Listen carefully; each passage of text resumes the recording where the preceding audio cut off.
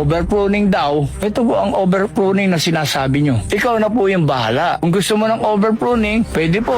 Kayo po masusunod. Doon sa mga basher, okay lang po, wala naman tayong magagawa. You cannot please everybody. Bashers, good morning ha. Baka sabihin nyo, hindi para sa inyo to, para sa inyo to. Ang purpose po ng pruning natin is para magkaroon ng manufacturing ang sanga.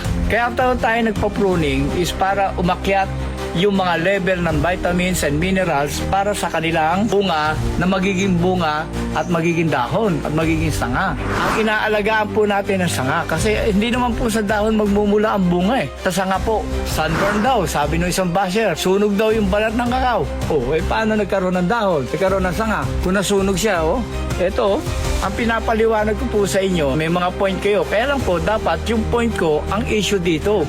Hindi po yung point ninyo. O katulad ng isang basher na yan, sinasabi niya na hindi raw mamumunga yan.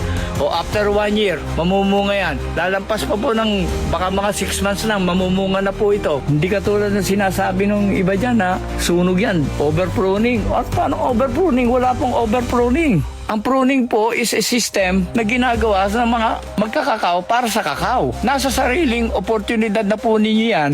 Kung gusto nyong mag-pruning, nasa inyo na po yan. Lalaban ako sa inyo ng pustahan. Mamumunga po yung puno nyo, pero hindi po mamumunga na marami. Lalaban ako sa inyo ng pustahan. Mamumunga po yung puno nyo, pero hindi po mamumunga na marami.